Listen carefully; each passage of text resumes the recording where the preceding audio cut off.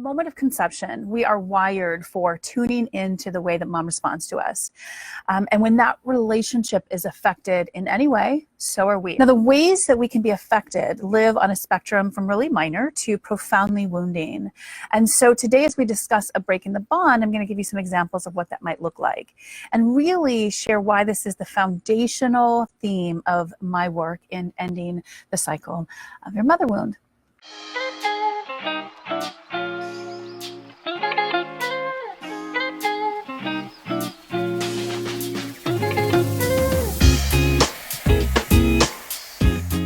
Hello, everybody. Happy New Year. I am so excited to be back here. I took a much needed break at the end of the year to kind of wrap up some things, to work on some new things, and then really just sleep and watch a lot of Law and Order, because that's kind of like the thing that I do when I just need a veg, and sometimes we need that. So I hope everybody had a wonderful holiday season. I hope everybody had a holiday season that honored them and helped them grow a little bit, and maybe was a little bit better than last year if holidays are generally challenging for you. And I hope that in this new year, in this new decade, because it's 2020, that we make incredible strides of growth together. Whether in this space or in other spaces that you're in, I want your 2020 and the next decade to be all that you are hoping and wanting it to be. In January, I'm starting a 4-part series to talk about the 4 themes that are really central to this work that I do. Let's just dive right into it. So a break in the bond is what we're talking about today. And from the moment of conception, we are wired for tuning into the way that mom responds to us. And when that relationship is affected in any way, so are we. And I've talked about this a lot, like how we are in relationship with mom is usually how we are in relationship with the world. Now, the ways that we can be affected live on a spectrum from really minor to profoundly wounding. And so today, as we discuss a break in the bond, I'm going to give you some examples of what that might look like and really share why this is the foundational theme of my work in ending the cycle of your mother wound. So if you had a chance to watch my video called What is Family Mapping, you hear me talk a lot about the core language approach. And if you've not watched it, I suggest you go back and watch it. It's a lot of information in there and really give you a good understanding of what it is that I'm talking about here. But in a nutshell, the core language approach is the tool that I use that helps me to get to the core trauma that you're carrying, or to the root of the issue of why we are generally doing this work, or why we are in individual session if that's how we're working together. And the core language approach helps me identify your issue into one of 4 themes. And the one that we're talking about today is the first and the most important of the 4 themes, and it's called a break in the bond. Now and you've heard me talk about this, but the mothering that we received is a direct reflection of the mothering that our mother received, and the mothering that our grandmother received, and so on and so forth, going back as far as we can imagine in our family tree. And while we don't know all of the events and all of the things that affected our maternal line, resulting in our mother's mother wound, the impact of those events, they're felt in our life today, they're felt in our body today, because the patterns that are developed out of the relationships that we all have with our mother are hardwired into our brain, they are hardwired into our cellular structure well before we are born. Now, what we know to be true is that a woman's circumstances while she's pregnant has a direct impact on the neural development of the child, on the development of the nervous system of the baby that she's carrying. And these imprints, they become the foundation for the way that that baby orients to the world, how we orient to the world. It forms our attachment styles, and it really becomes the blueprint for how we hold our emotions, our thoughts, and our behavior. And so any and everything that mom experiences while she's pregnant affects the child's life. So let's imagine this example. I don't know that we have to really imagine it. It's really the story of my maternal history. Water break. So in 1920, my great-grandmother was a single school teacher living in Wisconsin, living with her parents, enjoying life. I don't really know much about anything before that because I don't really have a lot of I have like the history, but I don't have the emotional history of my family. I have the people, I don't have the stories. But by 1922, she was married, she was pregnant, she had moved to California, and in 1922, she gave birth to my grandmother, and in 1923, she gave birth to my Aunt Phyllis, who is my great aunt. So by 1923, she had moved across the country. She had 2 daughters. I'm not sure if she was still working. Probably not at that point, because once women had children, if they were working at all, they certainly didn't work. But she did work as a school teacher before that. What I do know is that my great-grandfather was an abusive man. And eventually my great-grandmother left him. And I'm sure that you can imagine what it's like for a young single mom to leave an abusive husband in the 1920s. She probably didn't have a lot of legal protection because, you know, wives were basically still their husband's property at that point in our history, unfortunately. Now imagine the fear that runs through a woman's body when she is being abused. And imagine that she's pregnant. And the baby that she's carrying experiences that same level of fear and anger and hopelessness and depression and shame and guilt. And all of those emotions that run through the mother's body also run through the child's body. And so my grandmother was not only gestated with all of this trauma happening to her mother, but then she was raised by a mother who was then recovering from an abusive marriage.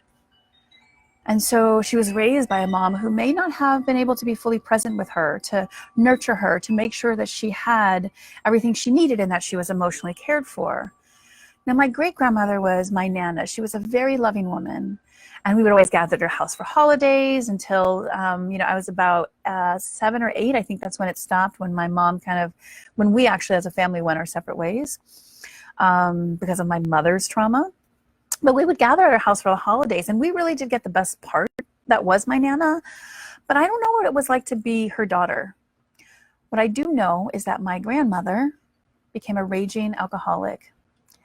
And while I'm not sure how or when that happened, knowing what I know about addiction, about abuse, about PTSD, I can only imagine how my great-grandmother's experience affected my grandmother. My grandmother was the first daughter, and first daughters always carry the most of the emotional weight, or the brunt of the emotional weight, of their mothers. And so if you're a first daughter, you're going to probably have it a little bit harder than your subsequent sisters, because you're going to get the bulk of mom's stuff that she passes down to you. What I know about addiction is that it definitely affected my grandmother. I know that my great-grandfather was never a topic of discussion in the family. I didn't even know he existed until I started doing my DNA and my ancestry work. I had no idea what his name was. I mean, clearly he existed. My grandmother had to get here somehow, but I didn't know who he was. So that tells me that my grandmother had an abusive but absent father, and a mother who was a survivor of domestic abuse. And with all that comes with those two things, at a minimum, it's understandable that my grandmother would try to escape her pain through alcohol, which then leads to my mom. Now, my mom always told me that she was and felt like the black sheep of the family, which really translates to rejection. And she constantly told me how she was rejected by her mom. And I wonder then if my grandmother had some rejection, not just from her father, but also from her mother. I wonder how far that rejection actually goes back. So rejection can often lead to addiction, which led to my mother unable to care for my siblings, and had no emotional no emotional training to be a mother. And I think it's a myth that really is designed to shame women, that says that all women are born with these maternal instincts, because we're not. Some of us, especially if we did not have nurturing childhoods, if we did not have mothers who nurtured and mothered us, we don't have those things that we're supposed to have. And so my mother had none of the love and none of the nurturing that she needed to learn how to give that to her children, myself, my brothers, and my sisters. So let's track that breaking the bond. My grandmother had 2 babies back to back while she was escaping an abusive marriage. In a new state, she had limited support. She had to work to provide her 2 young daughters, so she wasn't there. It left her really little time to be present with my grandmother and my great aunt. My grandmother grew up disconnected from her dad, raised by a mom who really was doing her best to survive, but it left little room for nurturing and any type of healing. And if you think about it, we're talking about the 20s and the 30s and the 40s. We didn't really talk about this stuff, right? Women had to suck it up, kids had to perform perfection, and women carried a lot of shame for things that they shouldn't have had to carry shame for. So that was the break in the bond between my great-grandmother and my grandmother. And so my grandmother comes into motherhood an alcoholic, rejects my mom. My mom never felt loved by her. And I heard a lot of stories about how callous and hard my grandmother was. But knowing what I know now, what I really see she was doing was burying her emotions. She was not facing any of her pain. That's what addicts do, right? They put up walls that keep them safe, but they also keep everybody out. And that includes her children. And so this too was the break in the bond between my grandmother and my mom. And then my mom comes to motherhood carrying the rejection of her mom. Being rejected by your mother has to be the ultimate blow to the soul. It has to hurt worse than anything. And so my mom lived her life looking for that acceptance that she really needed from her mom. And she found counterfeit versions of it in hippie culture, in drug culture, in abusive relationships, which really, if you think about it, are just these self-inflicted abusive relationships that were familiar to her because they replicated the relationship that she had with her mom. My mom rejected her own kids by neglecting us and causing us to go into foster care and ultimately permanently removed from the home in one form or another. So you can see this escalation of how a mother wound can affect generation after generation.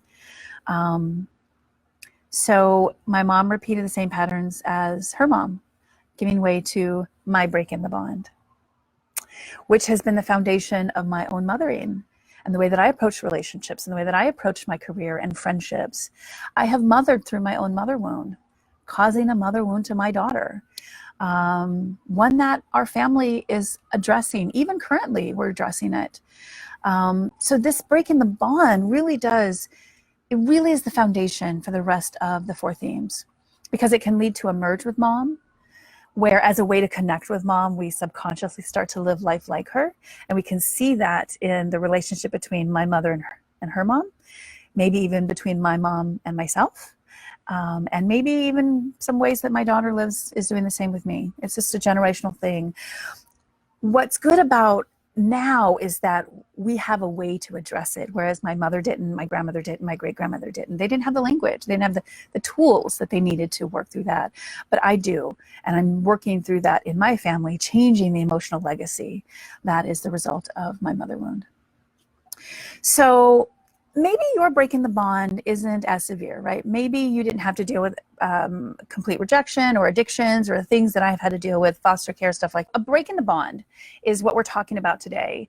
And from the moment of conception, we are wired for tuning into the way that mom responds to us. And when that relationship is affected in any way, so are we. And I've talked about this a lot, like how we are in relationship with mom is usually how we are in relationship with the world. Now, the ways that we can be affected live on a spectrum from really minor to profoundly wounding. And so today, as we discuss a break in the bond, I'm going to give you some examples of what that might look like and really share why this is the foundational theme of my work in ending the cycle of your mother wound. Maybe your mother wound looks like, or your break in the bond looks like, you had a brief separation from mom due to illness, maybe yours or hers. And that separation became the foundation for why you're unable to trust someone when they say they're going to show up for you. Or maybe your mom was depressed and you learned that in order to get love or even a reaction from mom, you had to care for her. That's a big one. It's a really, that one's pretty pervasive and happens more than you know. Maybe it also led to you learning that in order to be loved, in order to be accepted, you had to care for mom, right? And then that led you into learning that in order to get love, you have to care for everyone else around you. And so that led you into codependent behavior. It led you into overextending yourself, and it led you to your constant depletion, right? That happens a lot. Maybe your mom was a demanding perfectionist and you learned that people only love you when you're perfect. And this can lead to lots of things, imposter syndrome being one of them. And we're going to talk about that in a later video. So there are so many ways that a break in the bond can show up.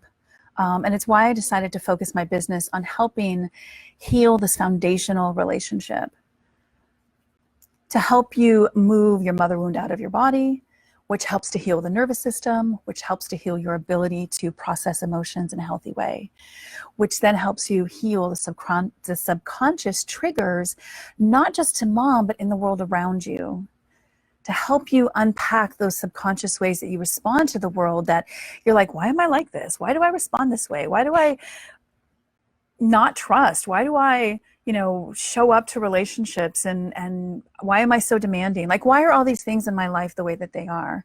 9 out of 10 times we can trace them back to the relationship that you had with your mom. Not to blame her, because I'm not blaming my mom or my grandma or my nana. I'm not blaming anybody. These are just the facts of the family, and those facts of the family have an effect on how we show up in life now. So, what this work does, though, it helps to create this new story about who you are in the world, about who your mother is, and about how she can exist in relationship with you, restoring an order of love between you two. But most importantly, it's about how you learn to reparent that inner little girl within you, to get out of that fight that you have been carrying for so long, where you are seeking what mom wasn't able to give you in every area of your life. It's exhausting. My guess is that if you're here, you're ready to get off this cycle. You're ready to get off this merry-go-round, so to say. And really understand that the only way that you can get off this is by looking inside of yourself, because you will never find what you are looking for outside of yourself. And you will only find it as you restore your inner relationship with yourself, with your mom, and with that little girl in you. So thanks for watching this. I know that you have lots of choices here on the interwebs. I appreciate you spending time with me here today. If you've not subscribed to my YouTube channel, please do head on over, subscribe, hit the bell, make sure that you come back to the video next week when I'll be talking about the next theme, which is emerge, and how we subconsciously live life like our mom. That's going to be a fun one. If you have any questions, feel free to list them in the comments and I'll make sure to answer them ASAP. And if you're interested in looking into this on a deeper level, I'll place my booking link in this post here. Let's book a session. Let's map out your mother wound and find a way forward. Thanks so much.